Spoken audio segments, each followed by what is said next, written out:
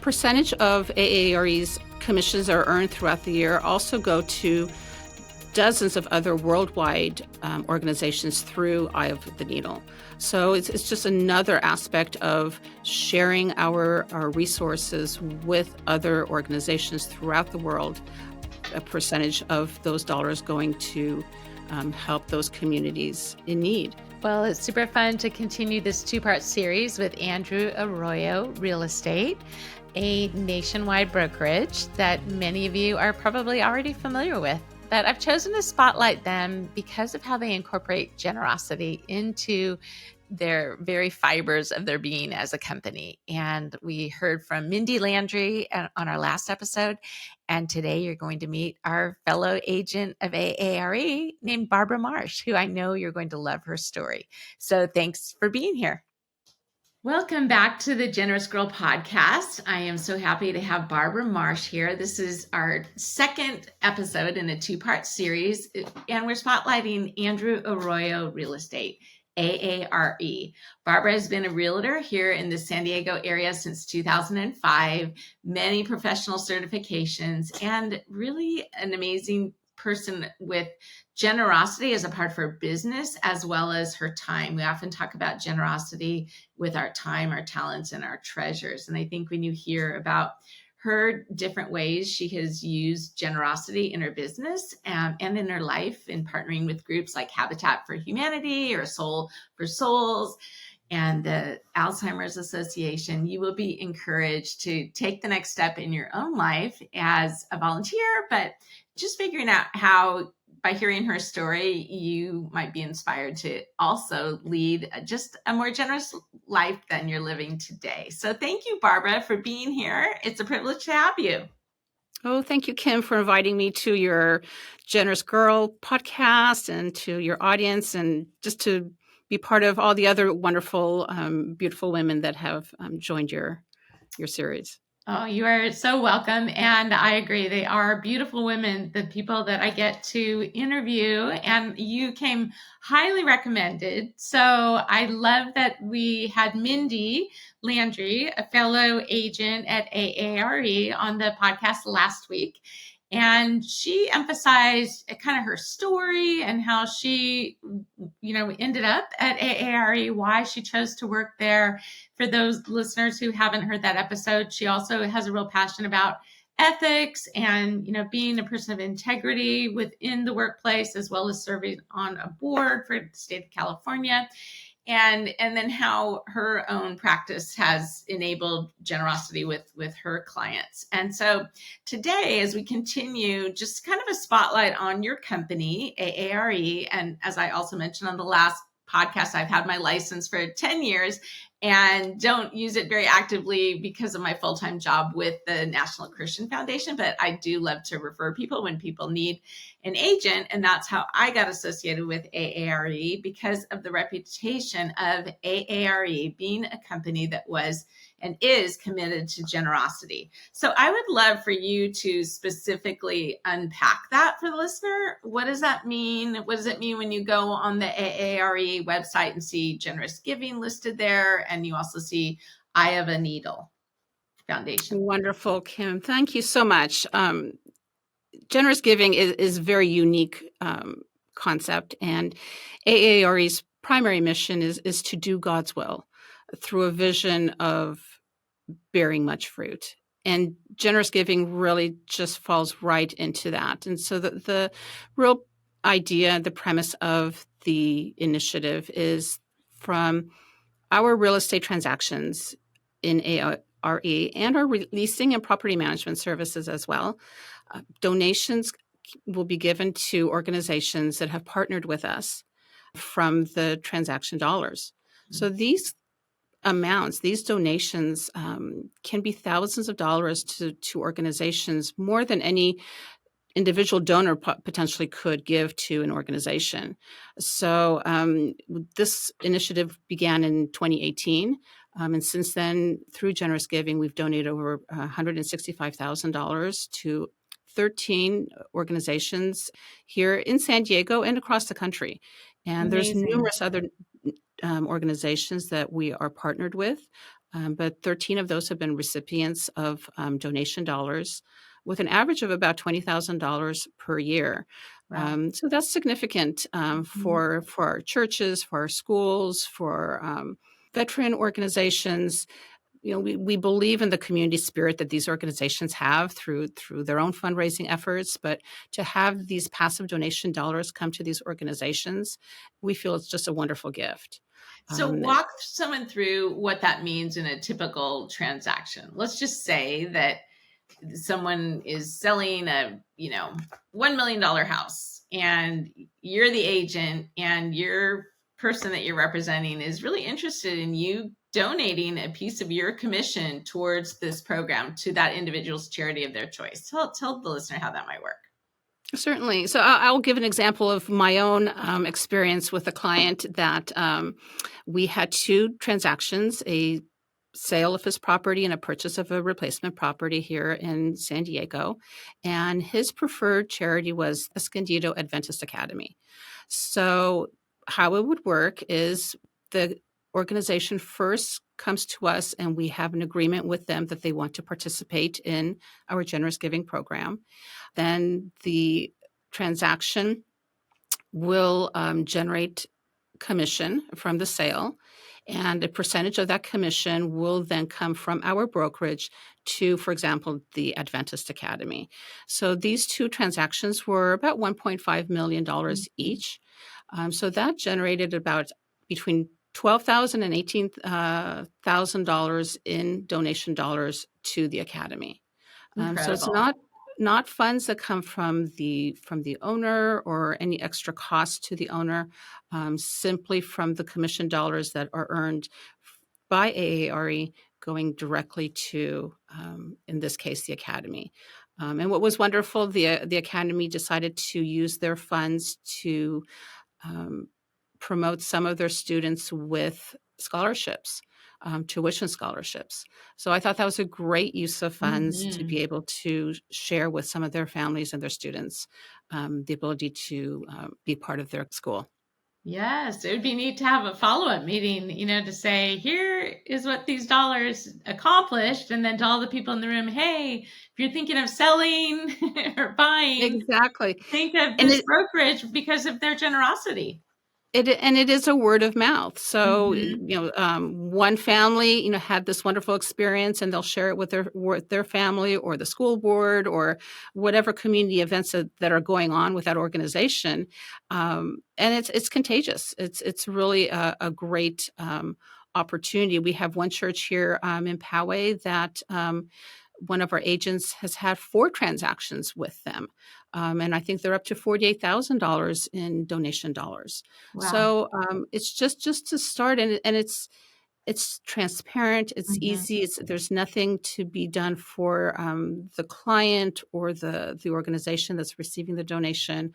We will all take care of that for you and be honored to present you a big check with those donation dollars. Oh, that is so exciting. And tell the listener then about also your 501c3 organization, Eye of a Needle, within AARE. And Because I so think I have it's been all just creative ideas that other companies can listen and learn from what AARE has done to, and then, incorporate in their own company, even if it's not a real estate company. Absolutely. So a percentage of AARE's commissions that are earned throughout the year also go to dozens of other worldwide organizations through Eye of the Needle. So it's just another aspect of sharing our resources with other organizations throughout the world, a percentage of those dollars going to help those communities in need. So these two initiatives work independently, but collectively as a generous donation opportunity when you work with any of the AARE associates on our sales transactions.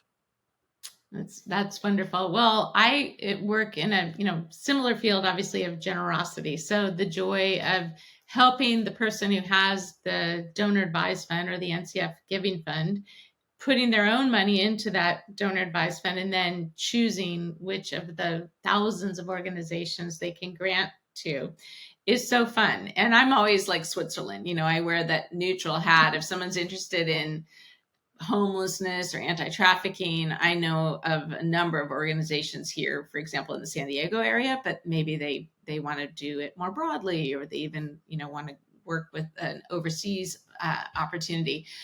But what's so fun is just how I think those dollars, like God multiplies those dollars. So it may be a large amount that's in someone's giving fund that then goes to that organization, but it also may be not that large of amount. And I think it just makes such a difference to these 501c3 organizations to get generous gifts that they can use then to further their mission. And then we get to be a part of it as the giver. Absolutely. And I always call it passive donation dollars. I mean, it's really unexpected donations that really benefit these organizations. Yes. Without the fun runs and the cookie drives, which are important to their communities, but to have a recurring donation, especially if you have a lot of members, either buying or selling homes. But if you take it to the property management side, for example, I'm a property manager, and that type of revenue, many of these organizations or individuals hold their investment properties. And if you think about what they pay in property management fees, if we can contribute a percentage of that every month back to these organizations, then I mean that can end up to be thousands of dollars a month that can be recurring income and revenue for them. So I think that's really exciting. With, again, it multiplies, right? I mean, the more you give, I mean, the everybody is benefiting. And I think that's just a wonderful, wonderful feeling, and so glad to be part of an organization that does that. And I am connected with the group here in San Diego called the Barnabas Group, and we meet quarterly and we'll spotlight different 501c3s, and there's time for networking. But I'll always get like 4 minutes on platform because of NCF being a sponsor of the Barnabas Group. So I said at one meeting, the headline in San Diego is that this was declared the most expensive city in the nation. So as a result of that headline, I feel like our goal as community members should be, let's make it the most generous city in the nation. And what a model that would be across our country, to all come together, link arms with our time, our talents, and our treasures, and help that be our reputation here in San Diego. And I feel like you all are really doing an amazing job in that, taking that step within that vision. So thank you. And just to tag on to that, I think that makes a really good point, because economic times are difficult now. Everything's expensive. Maybe individuals don't have those extra dollars to support their charities or their schools or their churches. Yet business transactions are still happening. Right. And so to have that opportunity to give back to their organizations where they might feel like, oh, I wish I could, but I can't. Sure. Here is an opportunity where they may be selling their home anyway, or buying a property or investment, or managing properties, and their organization of choice can benefit from those donations. So I think that's a really wonderful opportunity to have available.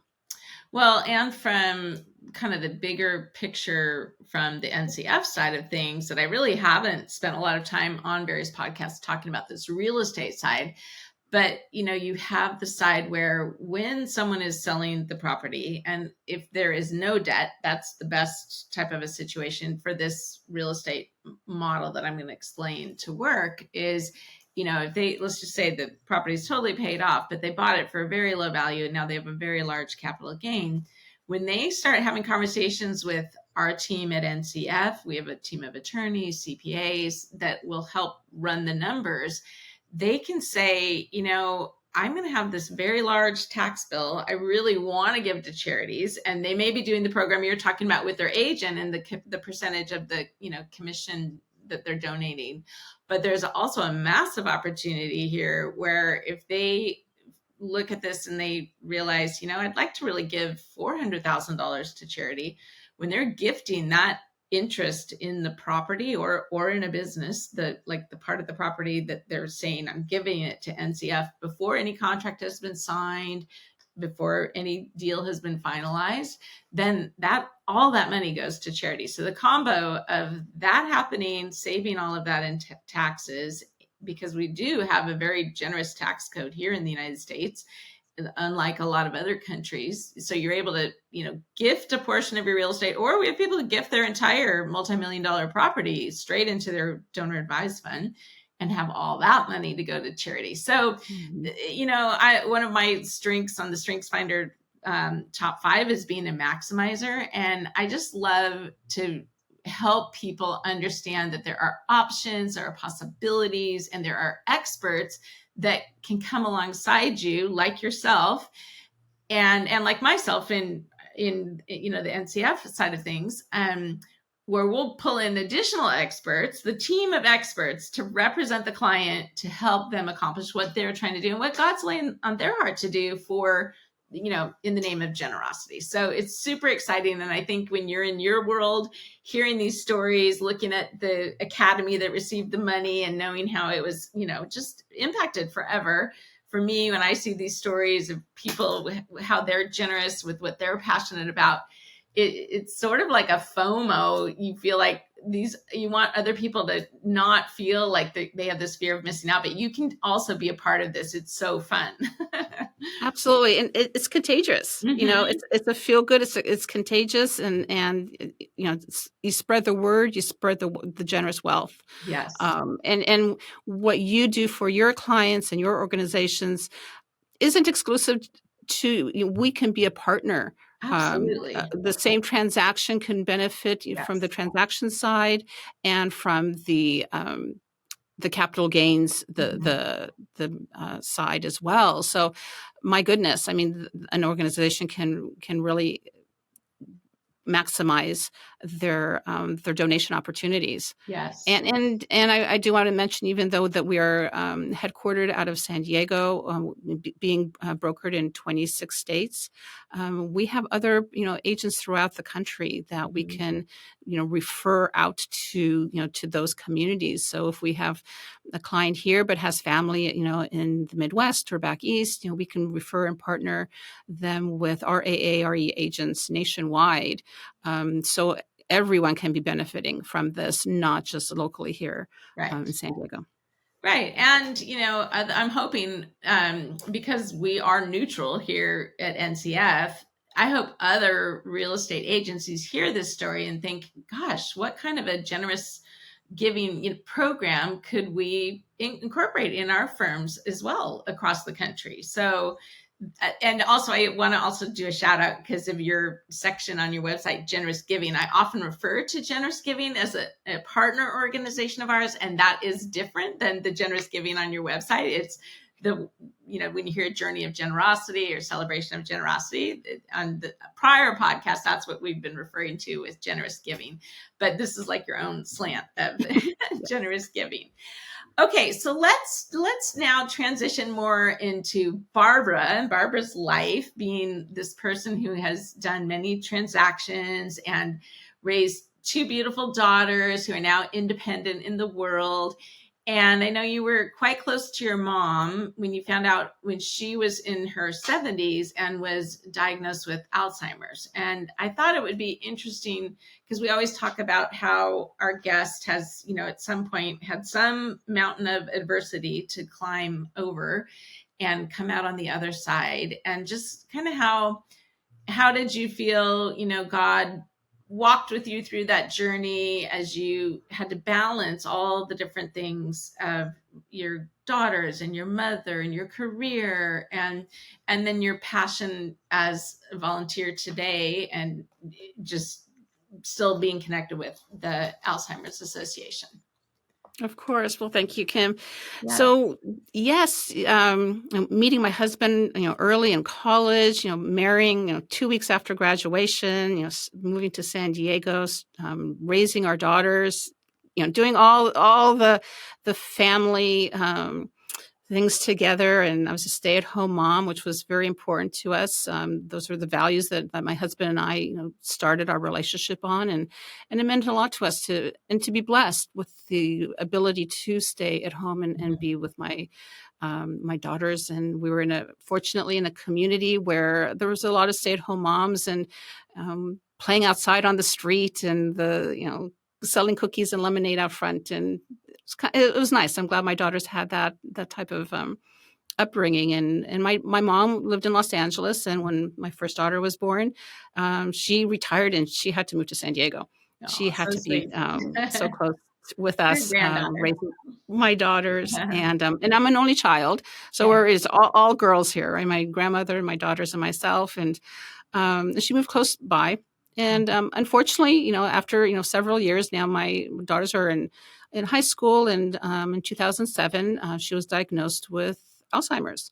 And the progression started just kind of very slight, forgetfulness. And she was an independent woman. She had been a widow for herself for 20 years and bought houses, bought cars, managed her finances. So now things were starting to slip. And that was frustrating for her. Again, we are independent adults, and all of a sudden we can't do what we've just naturally have been doing. Right. So being the caregiver now, it was a challenge with my own family dynamic changing. My daughters are now getting a little bit more independent, going on college trips. There's everybody's now kind of in their four corners, with me now focusing on my mother. So the emotional toll was taxing. I felt like I was kind of always plugging up leaks. One would sprout here and get that taken care of, and then another one would sprout. And as the disease progresses, because it is a very progressive disease, it's difficult. My mother's I'm so sorry. My mother's personality changes. There's anger. There's fear. There's anger, and their personality changes. She wasn't the grandmother that my daughters remembered. I think that was very difficult. To watch my daughters not knowing how to interact with their grandmother.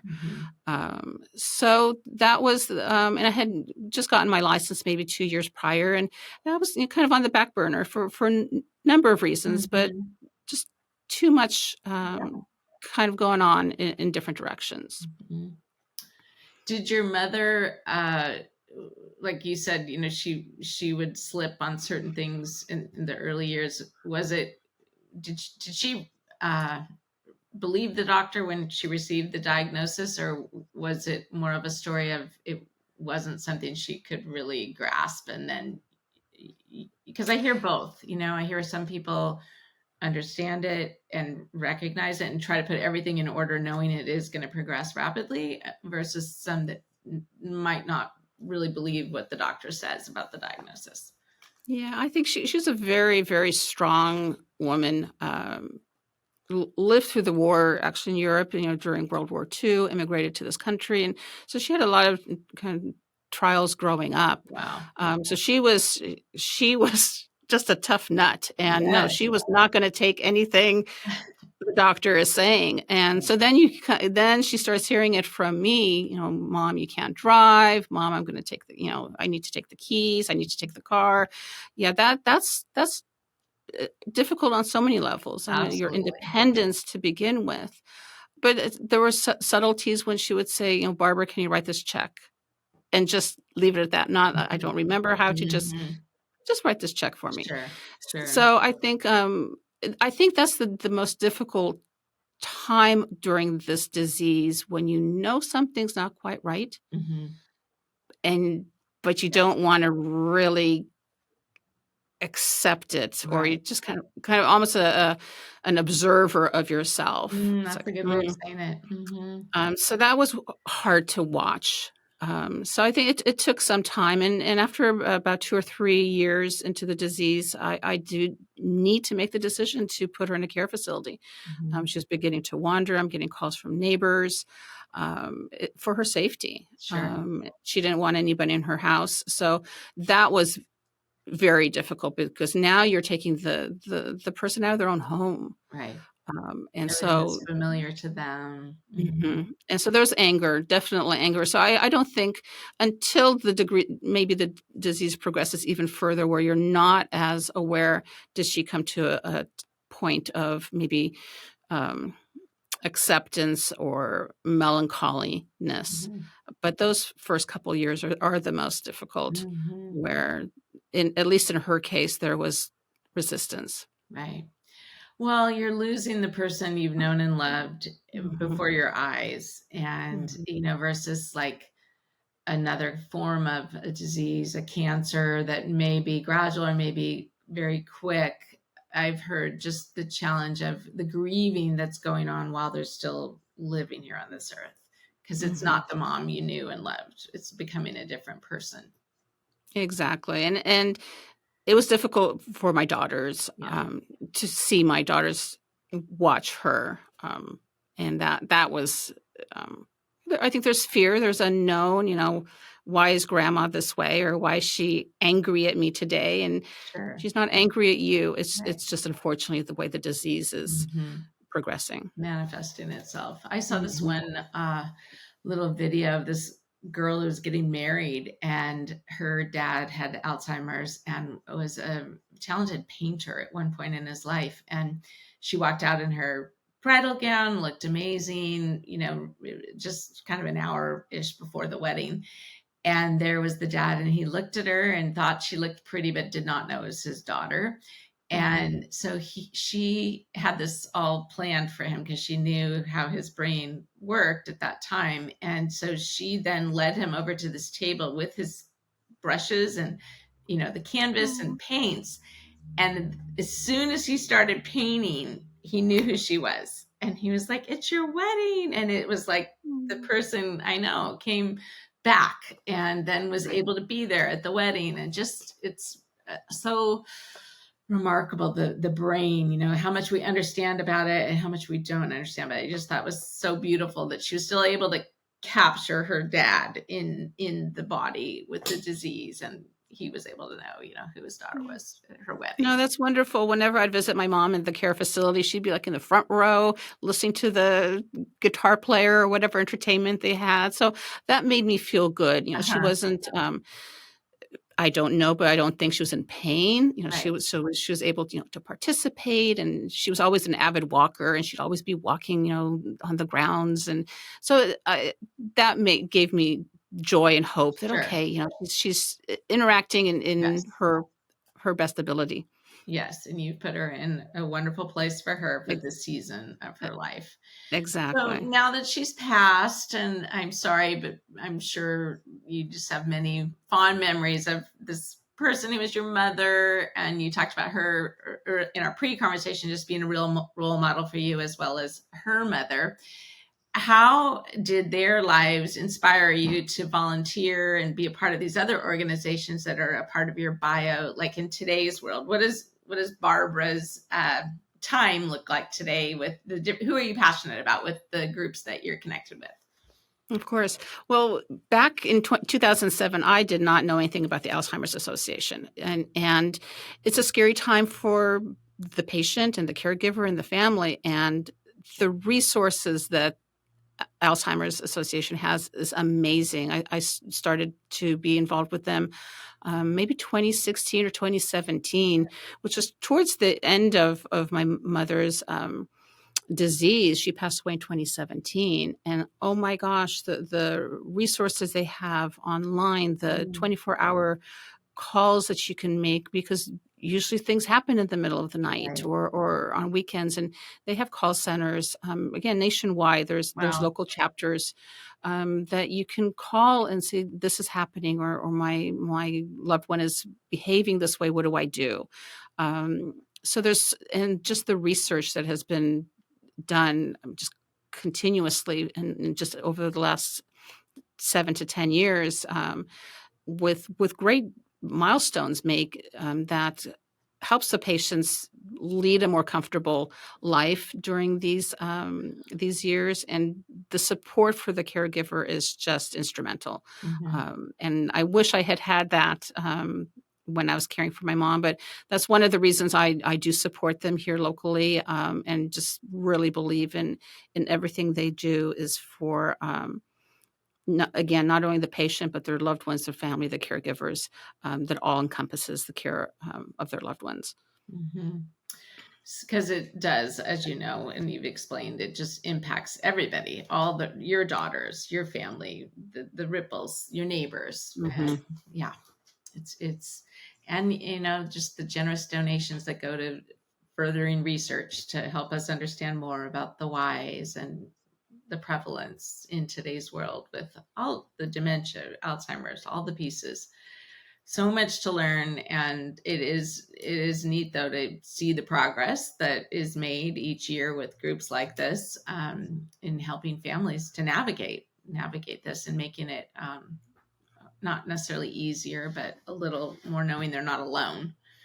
Exactly, and just having the knowledge and just some information or some resource to turn to, instead of feeling you got to do this all on your own, and what do I do?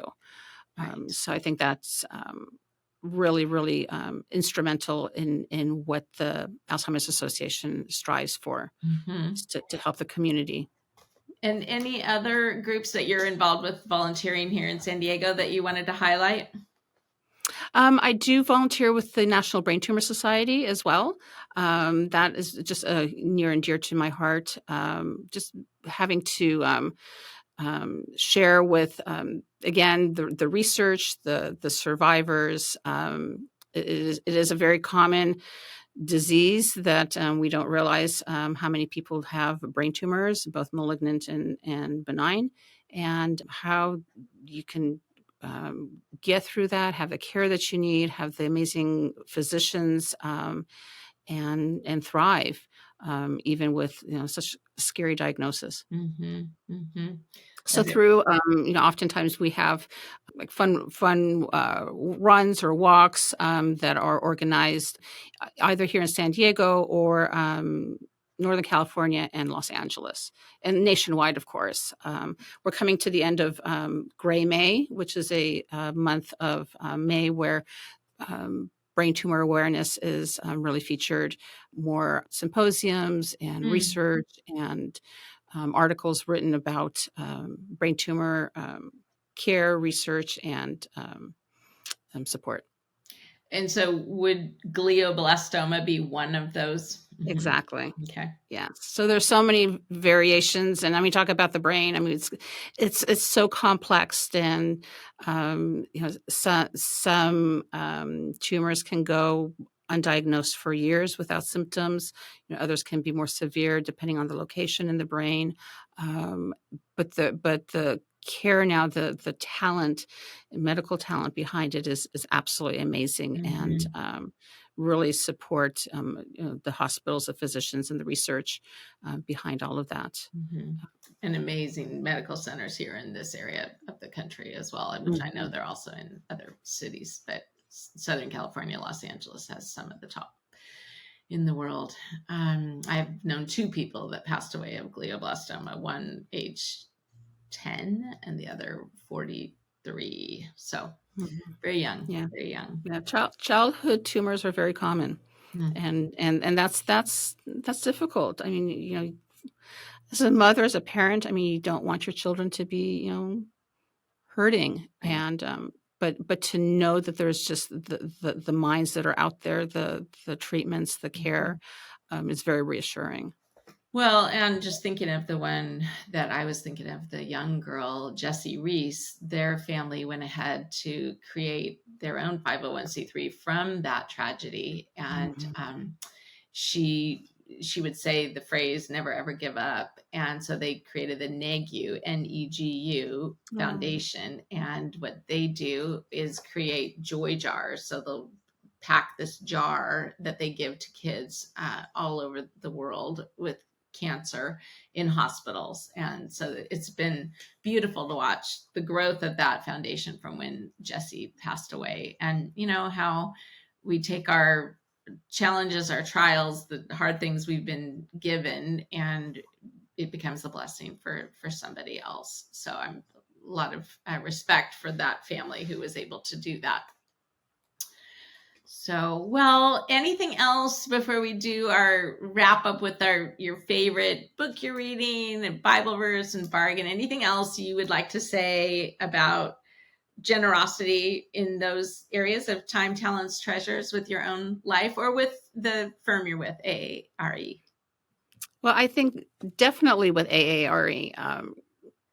When I got the call, a recruiter call from them back in 2018, it was just kind of after all of this storm had been passing, and I was actually out on after a client appointment and took the call, and I think we spoke for about an hour, and everything AARE as a professional real estate brokerage is wonderful. But when he started speaking about the generous giving and the generosity aspect, it's like, oh my gosh, how can I be incorporating this?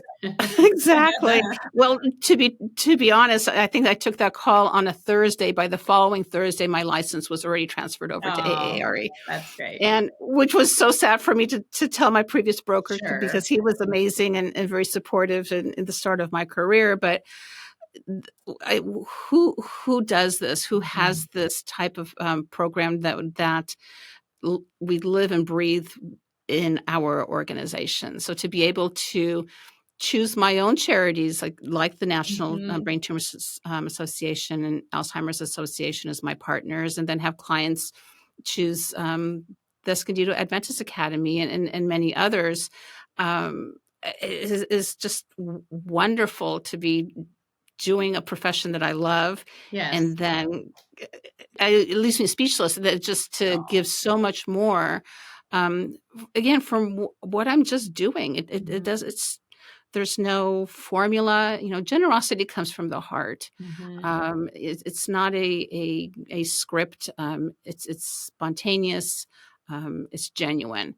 And to be able to be in an organization that believes in that, and having clients and working together to support their favorite charities is just the perfect marriage. Oh, that's how work should be, where it doesn't even feel like it's work, because it never is. It's truly a joy. It really is. So I've been blessed. I've been blessed with the AARE family, and I know we all feel the same way here, and that's why we're just such a wonderful group, and just really believe in the generosity and the care and the value to our clients. Well, that's beautiful, Barbara. And obviously, if anyone's listening and they want to learn more about AARE, feel free to reach out to Barbara. You'll find her on the AARE website, or feel free to reach out to me at NCF California, and we will be happy to tell you more about how you can be connected. Okay, so what would be a current book that you're reading that you would love to share with others?